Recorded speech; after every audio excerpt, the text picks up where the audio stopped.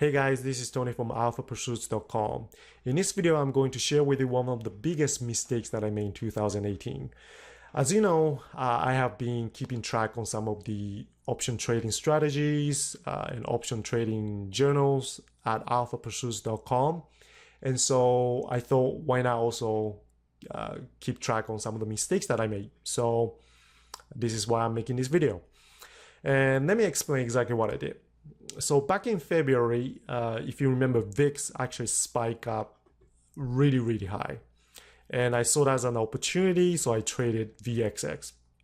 And VXX is basically electronic traded note of VIX. So it correlates to VIX. When VIX goes up, VXX price also goes up. And when VIX goes down, VXX goes down. And VIX is basically volatility, and volatility always revert back to the mean. So what it means is that if the price of VIX, in fact, let me switch this to VIX very quickly here.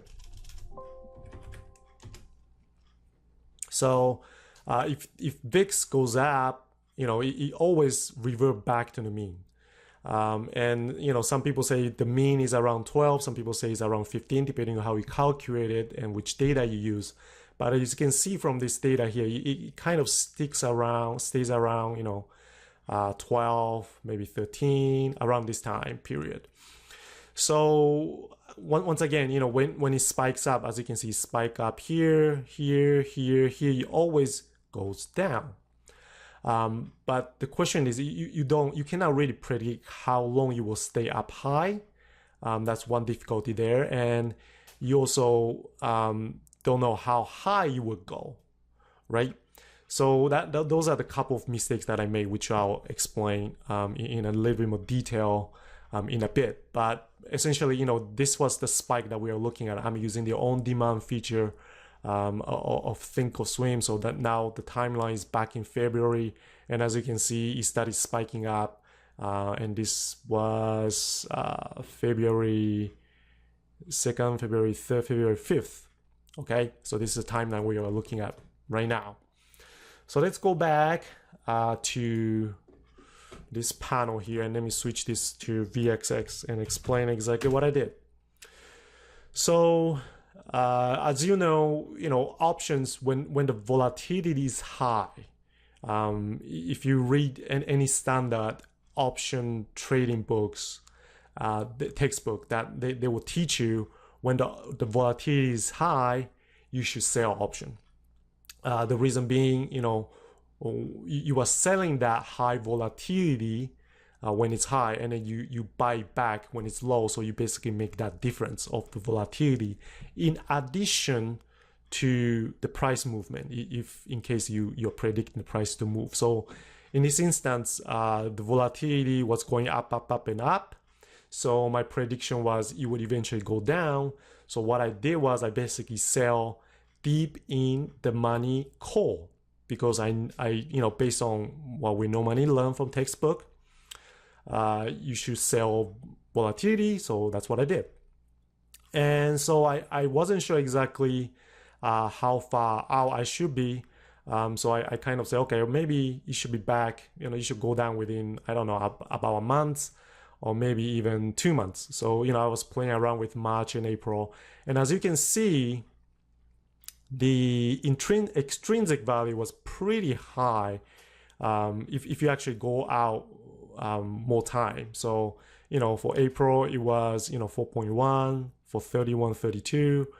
For March, it was...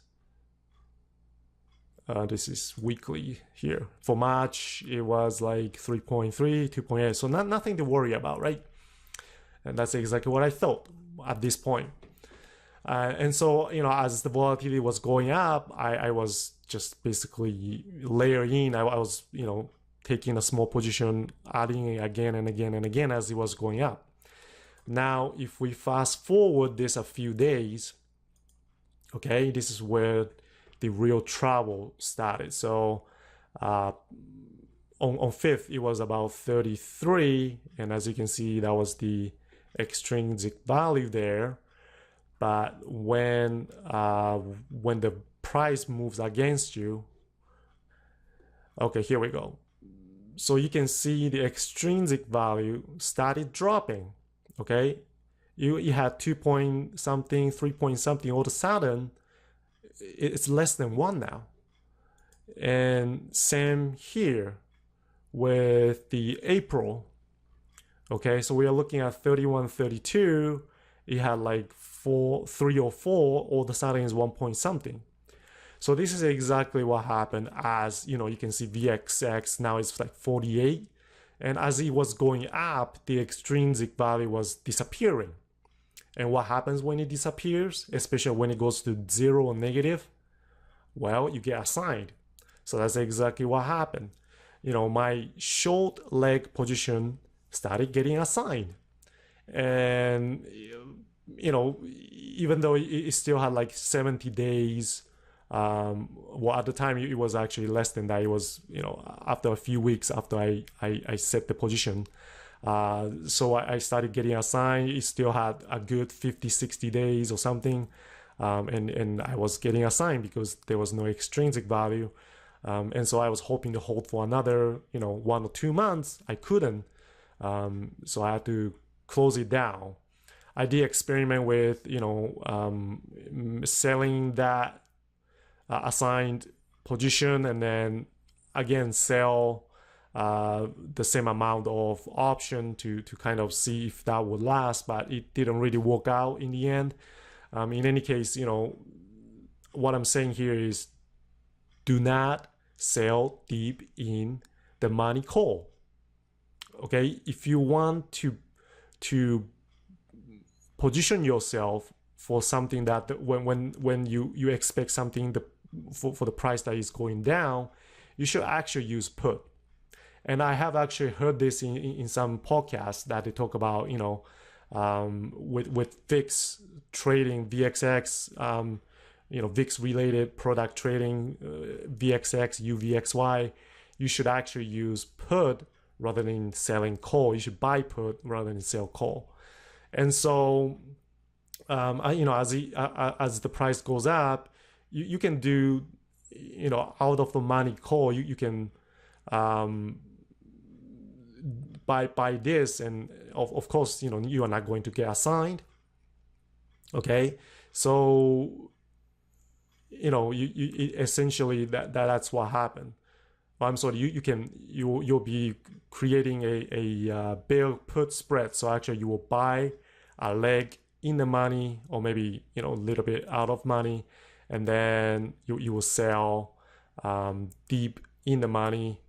I mean, deep out of money. And so, you know, you can see either way it's out of money, nobody cares, right? You're not going to get assigned. And even if you move back down, since this is put, you're most likely not gonna get assigned until the expiration.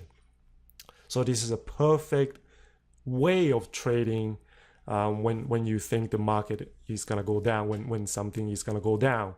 So again, this is the biggest mistakes that I made this year, and this is the biggest lesson that I learned.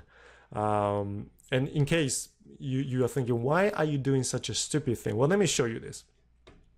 This is the implied volatility value, okay?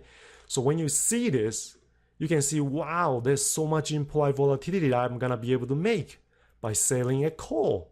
You know, don't you get excited? Of course you get excited, right? And especially when the textbook is telling you selling volatility is the right thing to do. So again, this is something that, you know, unless you actually do it, you don't experience it. And I'm hoping that this expensive education doesn't happen to you. So I'm sharing this with you. Hopefully this is helpful. If you like the video, please like the video on YouTube. Leave comment. I'm looking forward to see what you have to say about this, and subscribe to the channel. And I'll look forward to see you in the next video. Thank you for watching.